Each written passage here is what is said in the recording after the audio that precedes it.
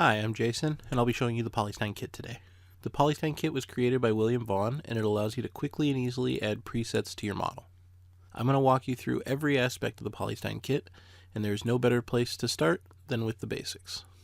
The kit comes with detailed instructions on how to install it, so I won't go over that in this video. Once the Polystein Kit is installed, you will see this icon with the stitches on it.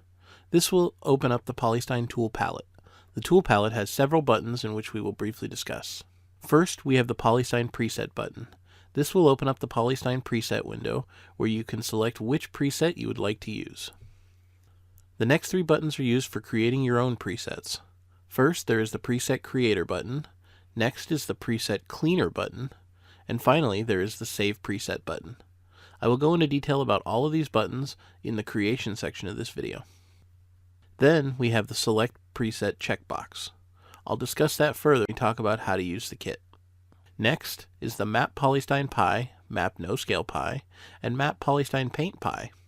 These buttons let you change the hotkeys for each of the three Polystein Pie menus. Then we have the Reset Polystein Paint. This is a very useful button, but won't make sense until we discuss the Polystein Paint mode, so we'll come back to this in a bit. And finally, we have the documentation.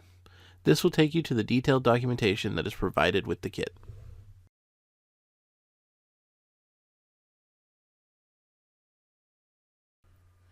Okay, in this next part of the video, I'm going to show you the three different ways you can use the Polystein Kit and how to go about doing that. So we're going to start by opening up the preset browser. This brings up the window. This little drop down here has all the different folders and subfolders that you have installed with the preset kit. So if you would like to hardware, you select that, character pieces, etc. So a fun little tip that I find that this window can oftentimes take up too much screen real estate. So if I move the top left corner of this box, you'll see that it has the yellow ring highlighting around it. If you click and drag it, you can put it wherever you like it. I like to put it right here next to my list. I find that that's a good place to have easy access to my kit without actually taking up a lot of real estate. Okay, so we're going to start with just the standard Polystein mode, and we're going to select a preset. Any preset you want, you just select it. Now, if you see that it's got the 2x2, 3x2, that's the indication of how many polygons you need to select in order to stitch the model correctly. Okay, so this particular ear is 2x2, so we're just going to select a 2x2 square, and then you're going to bring up the pie menu using Shift F. Okay, and the pie menu has a bunch of different options, which we will show you right now.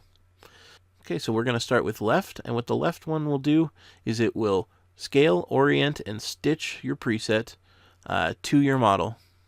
Let's try it out. Just simple as that. There we go. Okay, so now if we come to the other side, we want to do an ear on the other side here, we can Shift F to bring up the pie menu, and we can now click on right. Now right will do the exact same thing, but it will mirror your preset, allowing you to have the other side. There we go. Okay, now as you may have noticed, when I've been stitching the presets, it has been selecting them. This is an option that's easily toggled on and off with the Select Preset mode, on or off. The nice thing about this is if you know you might want to select this object and continue to edit it after it's stitched, you can just have that turned on. And if you feel that that's not something you're going to need, then it's easy enough to turn it off. Okay, so let's go on to the next one.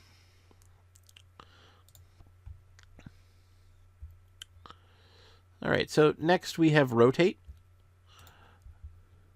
The rotate feature is very similar to the left or right feature. It just allows you to also rotate the preset before before it's stitched. So this was the left ear without the rotate. I'm going to select the 2x2, click rotate, and it gives us this window here. This allows us to select the rotation value. There are a number of predetermined values, most common ones, 45, 90, etc. There's also a rotate random, which, as it indicates, will rotate a random value. And then there's a user value here, which allows you to be very specific and say you want it to rotate 89 instead of 90. You can pick that and input what you want here. So for this, I'm just going to put 90, and there we go. As you see, it's been rotated 90 degrees. If I come in, rotate 45, it rotates 45. Okay, very easy. Okay, so next, really quickly, I want to talk about the right alt, left alt, and rotate alt. So sometimes when you, sorry about that. Sometimes when you do a bridge, it will not bridge correctly, and in the bridge tool, you have a reverse direction checkbox here.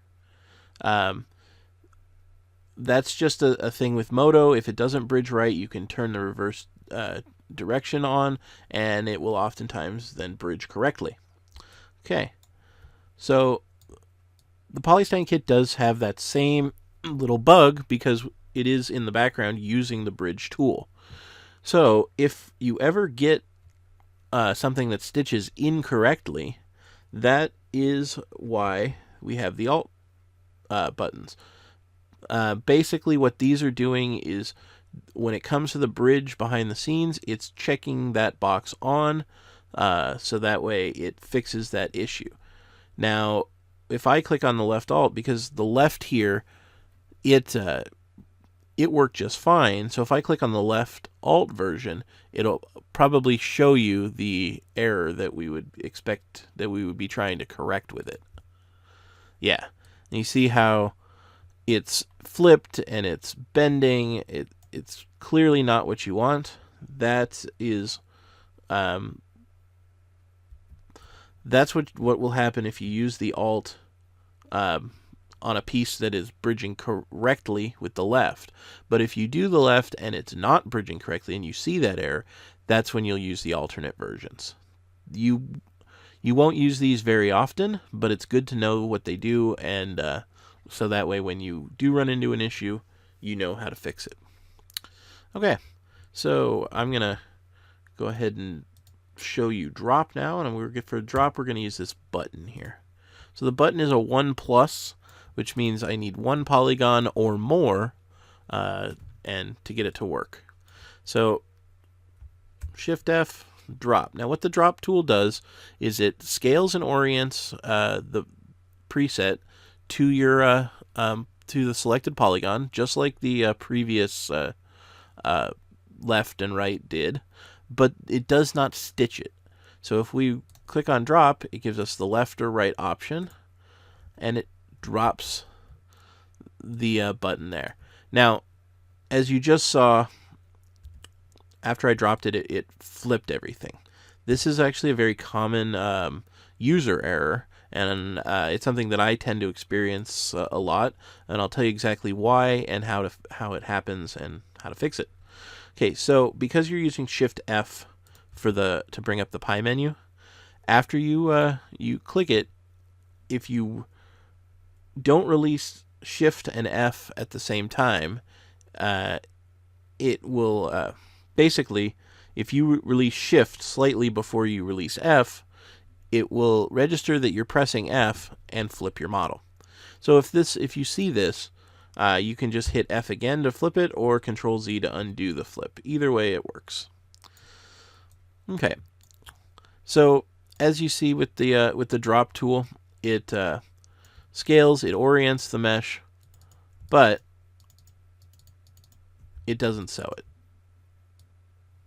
See? Great for pieces that don't require to be sewed, or if you might have another piece that you want it to scale and orient, but you don't want it to drop. So you can do it with any of the pieces, and they will just drop in place. Simple. Okay. Now the Drop rotate is exactly the same as the drop, just with the rotate feature added. So we can drop rotate 90 degrees. Oops. See, this is what happens when you don't have proper things selected.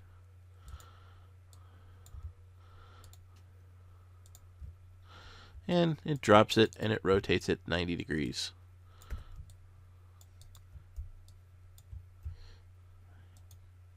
You can, that one dropped and rotated 315 degrees. So there we go. And that's the drop rotate. Okay, so that covers all of the different options in the pie menu for standard mode for the Polystein kit. No scale mode works the exact same as the standard mode, with one specific exception. As the name implies, it will not scale the preset. It will just orient and stitch, or orient and drop, depending on which you use. So let me show you this. To start, I'm going to do a standard, and we're just going to stitch this vent here. There you go, and you see that it's been scaled to fit the area that we selected. So now let's do a no scale. Now in order to do no scale, to pull up the pie menu, it is Control-Shift-F, and this gives you all your no scale options. All these buttons are the exact same as the standard pie menu. They just have the no scale variation. So we'll just do a left no scale. And as you can see, it is not scaled to the polygons that we selected. This would be the actual size of the preset was made at. If we click here, you can see that it still stitched the preset to the geometry. It just didn't scale it first. Now if we were to come over here, do Control-Shift-F and do a drop no scale, this will perform the drop option, where it doesn't stitch and it doesn't scale.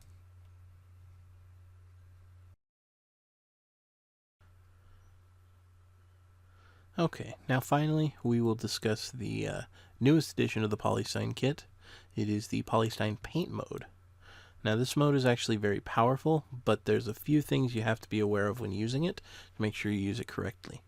So I have selected this wall lamp, and it's a 2x2, so we're just going to go ahead and select the 2x2. And you're going to use Control-Alt-F, and that brings up the Paint Pie menu. Now these buttons are a little different, so we'll quickly go over what they are. We have the Sub-D Paint Stitch Right and Stitch Left. Now these are just like left and right in the standard. They are for Sub-D models, so that they will stitch to your presets. We have the Paint Drop, so this allows you to use the paint tools but drop it so it won't stitch. We've got Alt Left and Right. We have the Polystein Tools, which will bring up the tool menu. The same menu that can be accessed from here. And we have the Polystein Preset menu, which is the same that can be accessed from here. And lastly, we have the Polygon Paint. This opens up, gives you a little drop down. You can Polygon Paint left alternate, or Polygon Paint right and right alternate. This option simply gives you the ability to paint presets that were made in polygonal mode and not in Catmull-Clark sub-Ds. So to use the paint tool, we're going to simply start by selecting the needed polygons. Like I said before, it was Control-Alt-F, and we're going to do Sub-D Paint Stitch Left. Okay, now as you see, it doesn't automatically jump right into place like we're used to in the previous tools. But you see on the left here, Mesh Paint has now opened. And we have this, when we mouse over the highlighted area, it has changed. So, What this works basically the same way Mesh Paint works. So you're going to click and drag. This will allow you to paint out the preset, adjusting the scale to your liking and the rotation to your liking. And once you have it in a place where you like it, you can hit spacebar to confirm. And there you go. Nice thing about this is it's, as far as I can tell, it's the only real way to have to scale your presets smaller than you would normally get it through the Polystein kit. But it also works for making it larger too, in a way that seems very nice. So you want it a little larger. Okay, that, you might think that could be problematic, but there we go. It does its best job, and it stitches in stitching that to this proper scale. So it's a very useful feature that allows you to really control the scale and the rotation of every piece. Let's go back here. Okay, so left and right are obvious. They will be one will be the mirror of the other. We can do a paint drop. I'll show you what that. Now this has sub D and polygon. That really just depends on what your preset is made as. So we're going to do sub D. We'll make this. I don't know. Let's do. Yeah, it looks good. Again, it just drops it there, or still orients to the selected polygons, but does not stitch. Just like that. Okay, so what else do we have here? So we have the alt right and the alt left, and those are obvious. If these don't work, use the alternates.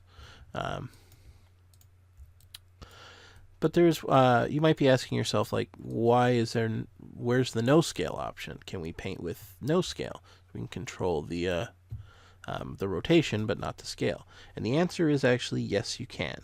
But it's a little different on how you do it. So we're going to hit Control Alt F, and we're going to stitch left. Now this brings us to where we were. And over here in your Mesh Paint mode, we have it set to drop, and we have it some base figures set here. Now this negative 90 degrees is important, and we want to leave that alone. More advanced users can come in and mess with this, but negative 90 is really where you're going to want it to be for most of your operations. And you're going to change drop to drop no scale. Now this gives you the ability to come in and drop it and adjust the rotation, just not scale it. Okay, so there's a few things you need to watch out for when doing the Mesh Paint mode, and we'll go over some of those now. So we're going to start by just selecting the stitch left, and we're going to drag out an option. Now, as long as you're holding the left button down and dragging, and you can scale and rotate to your heart's desire. But let's say you bring it up here and you're like, okay, I think that's good, and then you let it go and you're looking at the model and it's not quite right. Well, if you click and drag again, that's just going to bring out a second light. That's not what you want. So if you undo one time while here, you can just re-drag and get it perfect. So simple undo, re-drag. Okay, spacebar to stitch. Now, what happens if you've confirmed it and you want to undo? Single Control Z is actually not going to do it. So you Control Z a number of times, and after the second time, you'll see it unstitches it, but it puts this Polystein preset here. Now this causes a problem, so what you really want to do is just keep undoing, not only till the preset disappears, but until this layer disappears. There we go. Now you're free to Control Alt F, stitch left, and reposition it. Now, as I said before, if you let go and you reposition again, you can draw multiples. Okay, now this might seem all well and good. You can knock out all the ones in one shot, but with this mode, when you confirm it, it's going to be stitching all 3 of those to the initial 4 polygons. And I'm pretty sure that this geometry is not what you're looking for. So again, if we want to undo, we need to undo multiple times until that disappears and we just have the one mesh layer. Now, something to note, I'm going to switch over to the hardware real quick to show you this. If we're using a button or something else that's going to be dropped, we're going to do paint drop, and we can paint in our buttons. And because the drop tool is not stitching, in this mode, you're free to paint as many in as varying sizes as you want. And spacebar to confirm, and there is no issue with doing that. As long as you're using the drop feature, you can do that as many times as you like. So when using the no scale option for the paint mode, there is something you need to be aware of. So let's go ahead and do that right now, real quick.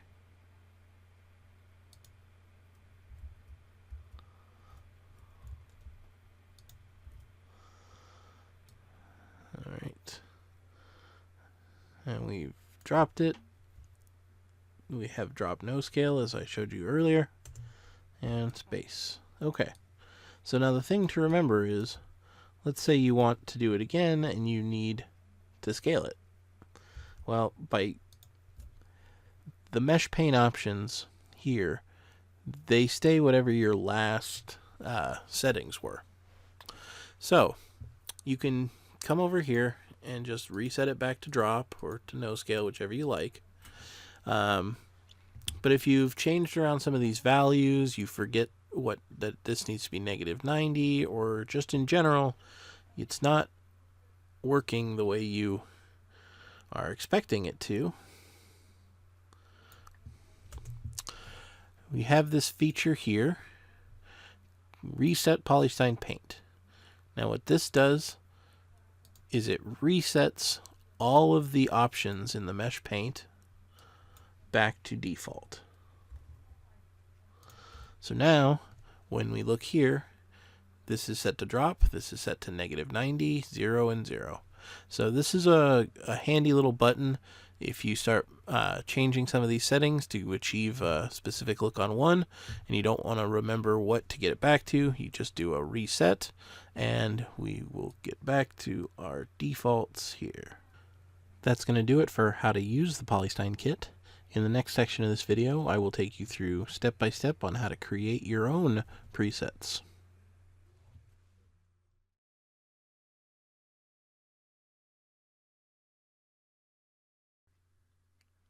Okay, so for this next part of the video, I'm going to show you how to create your own preset and add it to the Polystein library so you can access it anytime you like. Okay, so this process is actually very simple. We start by making the model, obviously. So here I've made a simple wall lamp.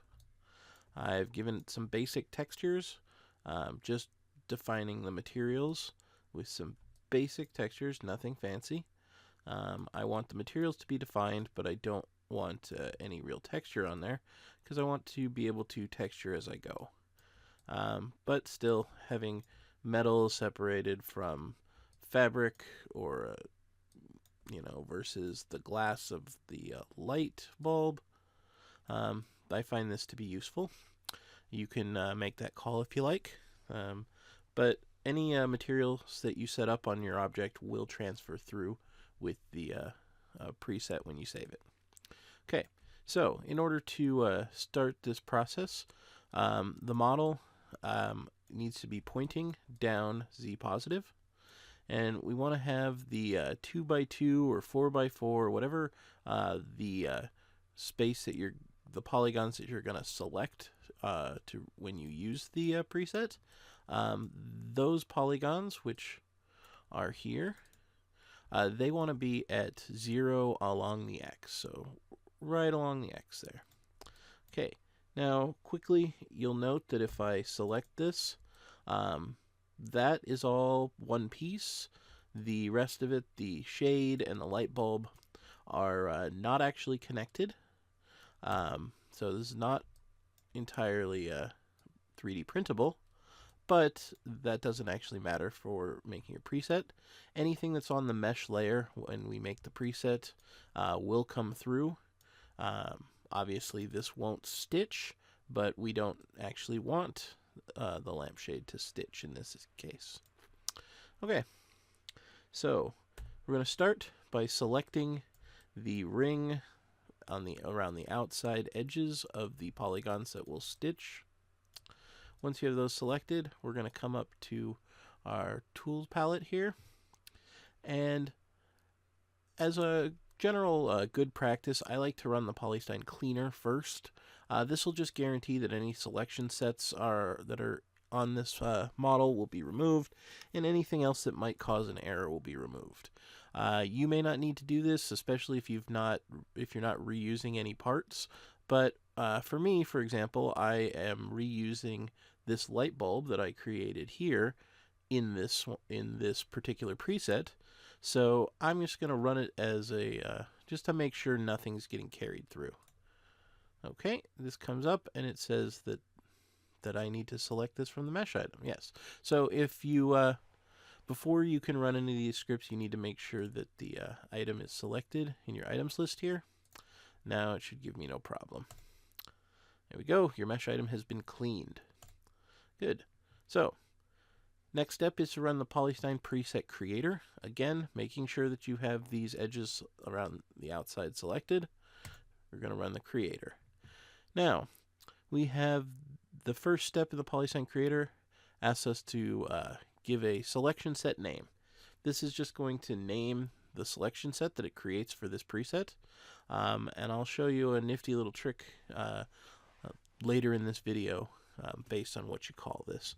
But for this one, we're going to call this wall 09, because this is my 9th wall lamp. Hit OK. And then we have the preset type. Here's a drop-down window. It has 3 options. We have standard, which is my go-to for everything I do. And I'll explain this a little bit more on the next example. But it is good for Catmull Clark. It is good for polygonal models. It is good for just about anything you need to do. So in general, I tend to only use standard.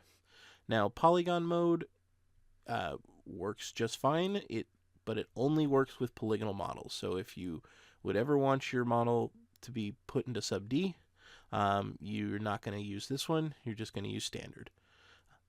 Lastly, we have y-axis. Now in the next example, I'm going to show you specifically what y-axis does and why you might use it and why you might not. I don't use y-axis, but we'll talk about that in just a moment. So let's go to standard. I'm going to hit OK. And it says that the mesh item has been prepped for the Polystein kit. Now we still have one last step, because as you see, I don't actually have this here. I've got wall 8, but I don't have wall 9. But that's simply because I haven't saved the preset. So we're going to open this up and click Save Preset. And we're going to navigate to the folder we want to put it in. Okay. And we will call this wall 9. Okay. You want to make sure that this is an LXL file. If you have a material selected in addition to the mesh item, or a light selected, or something else, Modo will default to an LXP. And the Polystein kit does not work properly with LXPs. So you want to make sure you're saving it as an LXL. Now, if it defaults to the LXP, you just want to cancel this, come through, and make sure nothing here is selected. If it is, I usually just select one of these folders because it doesn't matter. Make sure you're not selected any lights or anything like that. All you need is this a mesh item. Okay, so we'll go save preset. Again, navigate to our folder. We'll call it wall 09 and enter. And as you see this move, let's scroll down. There we go, wall 009. Okay, now you see that it doesn't actually have the fancy icon. That's something that you will need to create on your own, and a little bit later in the video I'll show you how to add those. But for the moment, this will work just fine. Okay, so let's go and test this wall lamp. Okay, so we got a few different test scenes here. We're just going to go ahead and test it. We'll select wall 09. We're going to test it with standard. So Shift F, left, and there it is. Okay, let's go and test it here. We'll test no scale real quick. Control Shift F, left, no scale. There we go. And last but not least, let's test the paint option. Control Alt F, paint left. All right. And that works too. Good. So we have a fully functional preset. There we go. All right. So now I'm going to show you one more example. We're going to go through making the preset one more time very quickly. And then I'll show you the difference between Y-axis and standard. So again, to make a preset, we're going to select the outer ring. I will clean the preset. I will run the preset creator, give this a name, and we will call this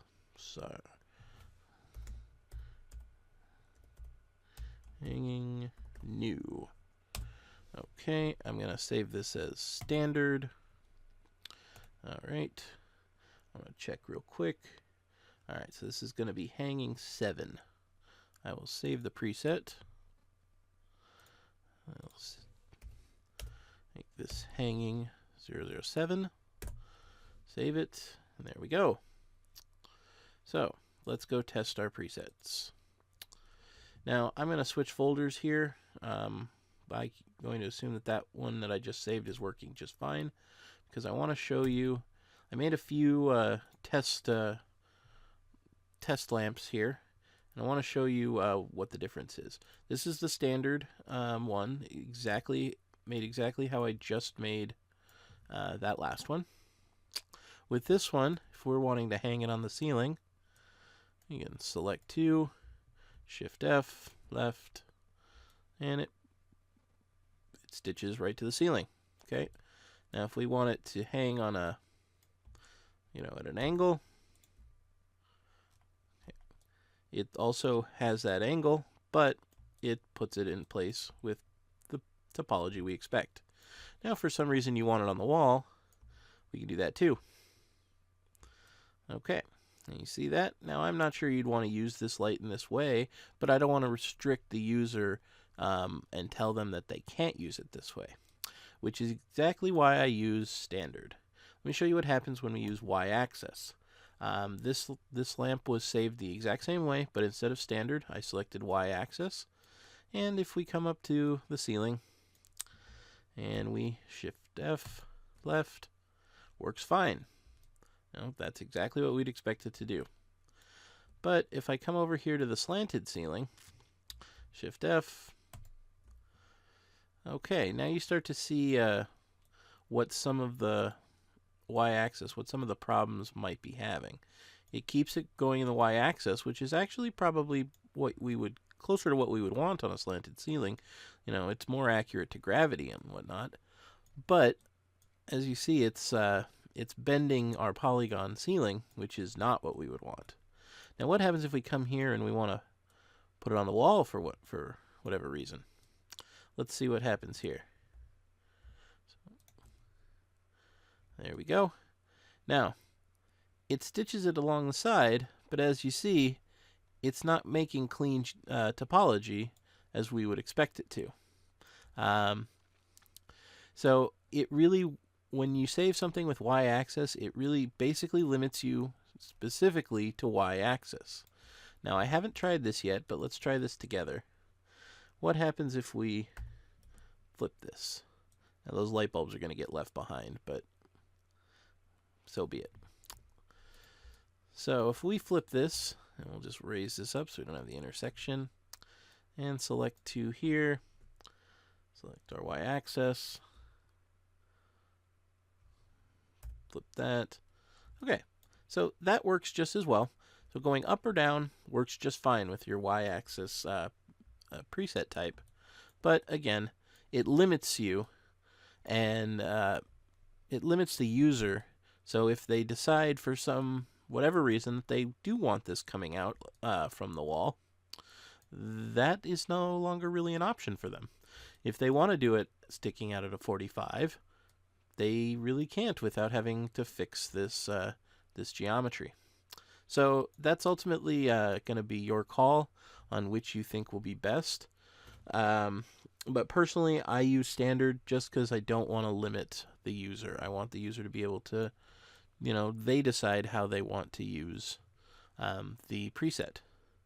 Now, if you have a preset that is set to standard and you would like it to be y-axis, or you want to do both, there's nothing saying that you can't just go back to this hanging lamp, set it up, run the cleaner, run the preset one more time, hang y-axis, set it to y-axis, okay, and then just save it as a separate file, hanging 07 underscore y-axis. And now when we look at the folder where they sit, we can see we have both options, hanging 07 and hanging 07 y-axis. So for me, I would always use standard, and then if I really needed a y-axis version, I would make that as a separate preset. But use your best guess and what you're going to need to use the preset for.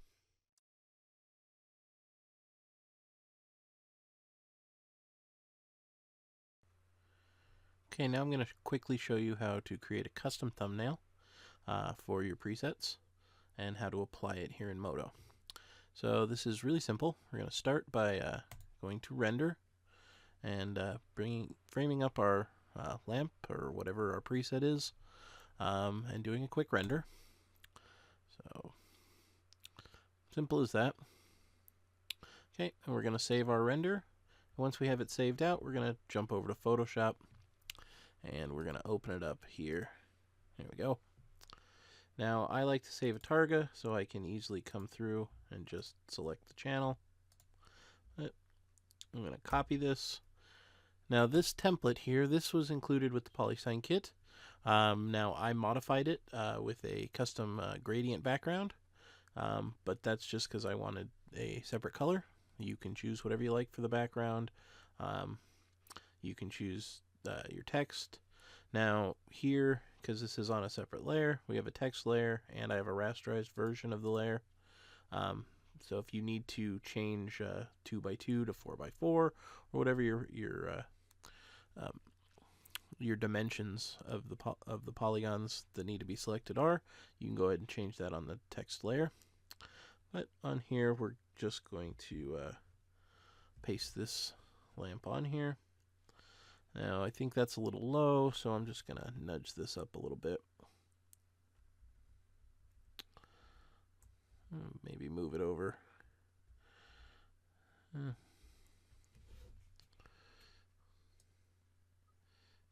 There we go. I think I prefer it centered. Okay, so I'm just going to save it as a PNG real quick. So we'll save this. Well, that saved the Photoshop file. Now I will save this as a PNG. Save it into my icons folder. Okay.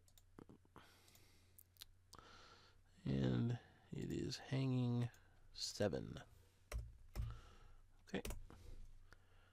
Simple as that. Now we're going to go back to Modo, close my render window, and go back to my preset library. Here's hanging 7. Now to add the custom thumbnail, you're going to right click on the image here, and you're going to click replace icon with image file. And we will navigate to where we saved that photo. And hanging 7, and open. And just like that, we have our hanging lamp photo. Now let's do this one more time just so you can see. I won't go through the Photoshop, but I'm going to right click on the preset, replace image with replace icon with image file.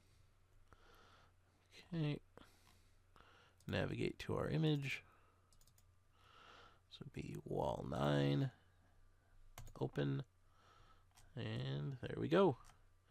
Now we have a custom thumbnail.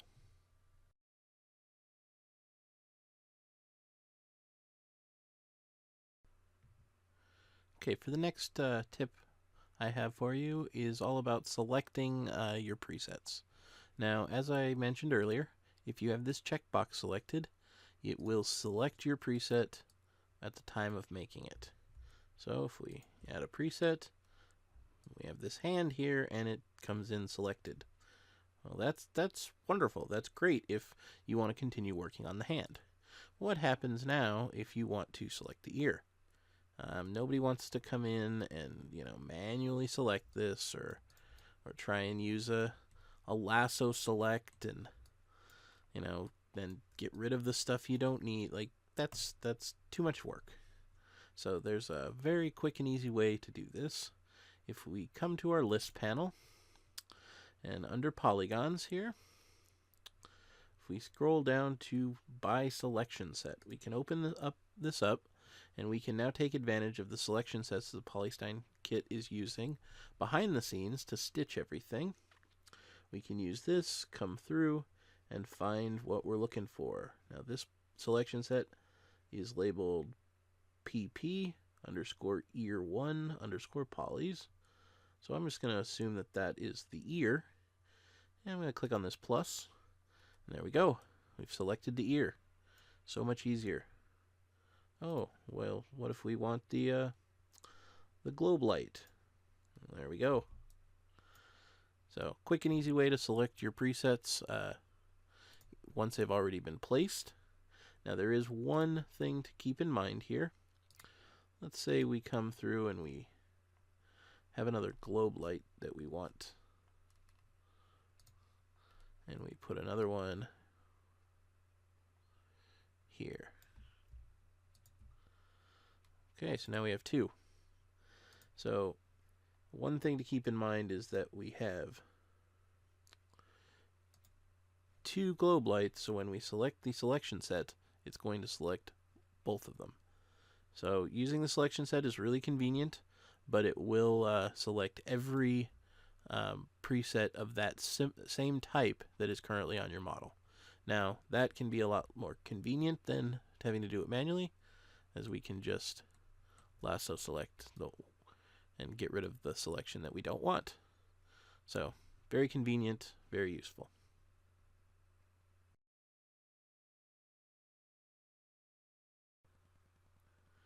Okay, for this next tip, I'm going to show you something that I ran into while I was working on my lamp kit.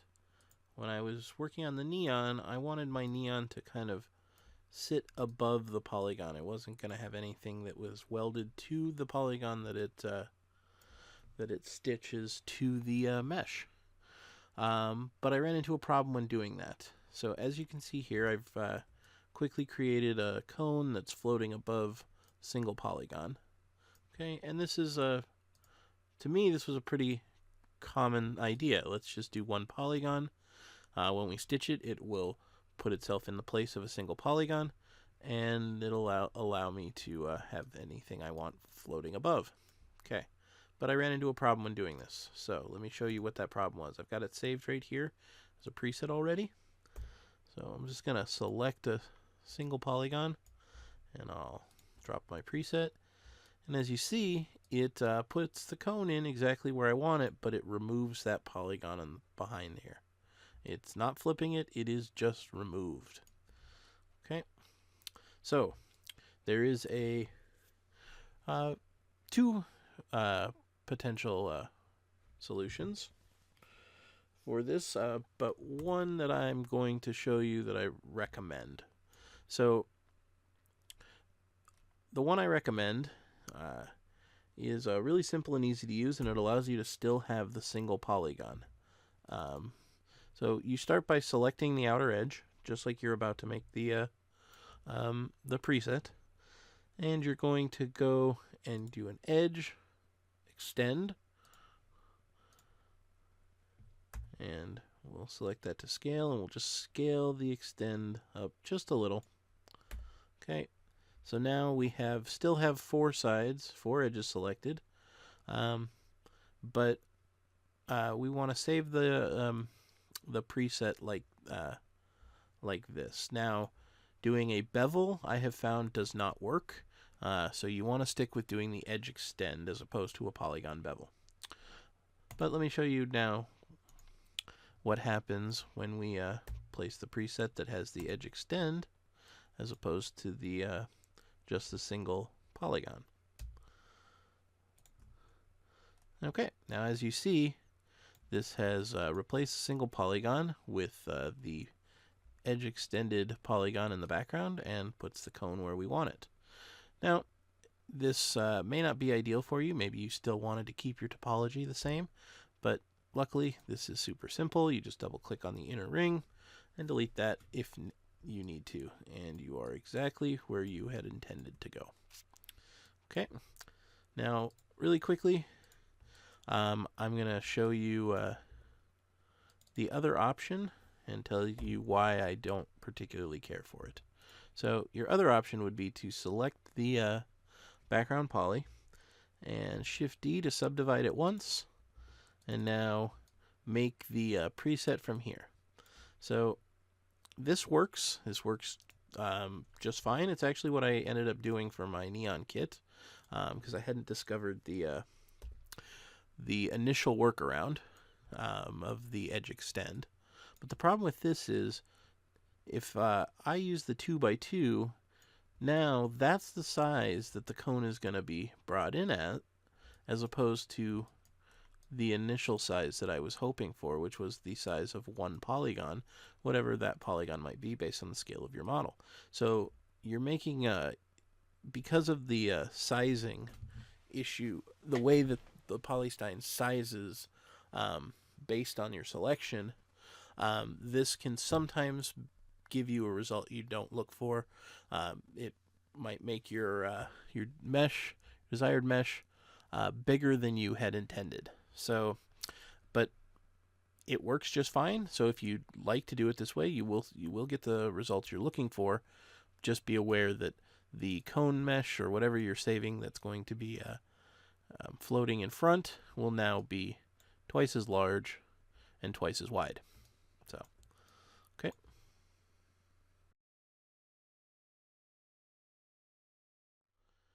This next tip is pretty straightforward, but I thought it was worth mentioning.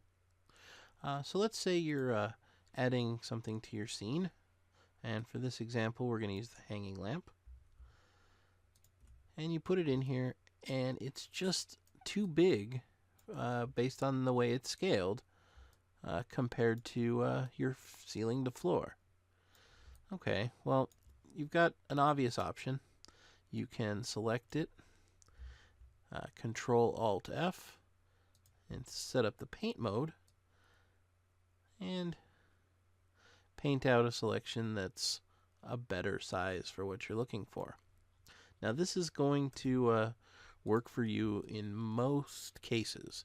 I'd say, I don't know, 95% of the time. But that being said, don't hesitate to come in and make changes to these presets as needed. Now, for example, if you thought that this was just too long, everything else was nice, you could come in here, delete these polygons out, select quickly select here,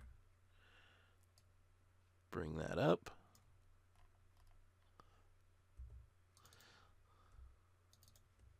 and bridge across. And just like that, you've got a more reasonably sized mesh, but you're not losing the size of the lampshade, the size of the fixture at the top, where with the paint it scales everything to the same length. Now maybe it's obvious to you to you can go in and adjust the mesh, but the nice thing that I like about just kind of reminding you of that is that when you come back and place another preset, it doesn't affect what's here. You can make any changes you want to a preset and then do another one, and those changes don't apply. Now, if your scene is going to require multiple of the new version, and you don't want to have to change it every time, well then just take this one and create a preset that's smaller.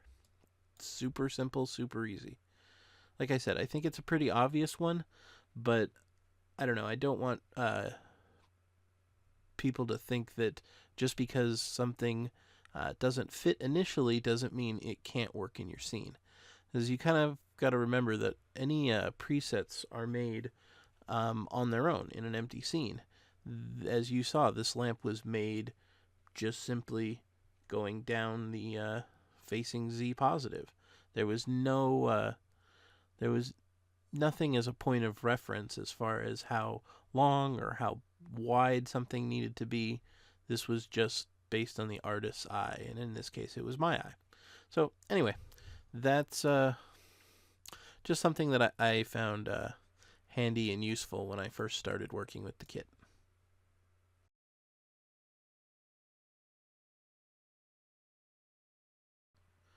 Okay, for my final tip, I'm going to show you how to make a proper drop preset. As you see, I've got this U-shaped tube here, and don't really have any good edges that we would want to select, nothing that we would want to sew to the existing mesh, so we want to make it as a drop preset. So we're going to pick the best edge that we can think to select for running the script, because it does require edges be selected. So I'm going to use this one. It doesn't wrap around the model. I can put it as close to the 0x as possible. Okay. So I'm going to make a quick preset here. Okay, we'll call this U drop test. All right, and we'll set it as standard. And okay, we'll save it. U drop test. Okay, so here we have it. Now let's jump over to our test scene and select some polygons. Select it in the browser and drop. And it drops it right in place, exactly how we would expect that to work. Okay, but here's where it gets a little tricky. What happens if you have a user using it and they shift F and they, instead of going to drop, hit left? Well, now it tears the mesh apart because it's trying to sew it to that edge that we selected, and that's not going to work. All right, so I'm going to show you how to prevent this. So let's go back to our U, and let's reselect this edge. Okay, and we're going to clean the mesh, get anything off of there, and we're going to go to the preset creator. Now this is exactly the same as what I did before. We'll call it U drop test 2, and we're going to leave it as standard for the moment. Okay. Okay, now before we go to save, we're going to click on Properties, and we're going to come down to the tags. Okay, now in the tags, these are the tags that are being added to buy the Polystein kit so that it works with the code that was written. But on this one, where it says standard, you're going to find the standard tag, and you're just going to change that to drop. Okay, once that's changed, you come in, hit save preset, and we'll just save this one, add a 2. Okay, make sure it shows up, preset 2. All right, now let's come back to our test scene here, and we'll select some polygons, make sure this works as intended, drop left. Okay, same as before. But now, if we come here and the user selects left, oh, look at that, it still just drops it. By changing that tag from standard to drop, it allows the code to force the preset to only drop. So it will never try and stitch, it will only drop. So that's a really good way to prevent a preset from being able to stitch. You probably will only need this rarely, but it's good to know, because yeah, you don't want your preset to split your mesh apart like the original one did, like so. All right. Well, that'll just about do it for my Polystein walkthrough. I hope you found it helpful. Please leave any questions or comments below in the comment section. As a special bonus, I wanted to let you guys know that I'll be giving away these 2 presets that we made for this demo. So if you head over to my Gumroad, you can grab these 2 presets for free. And while you're there, you can check out my Polystein add-on pack, the I Love Lamp Kit. It has 73 additional presets to add to your personal Polystein library. The link to my Gumroad is in the description below. If you like this video, don't forget to like and subscribe, and follow me on Twitter at LucidStudios3D. I'm Jason from LucidStudios3D.com. Thank you for watching, and happy modeling.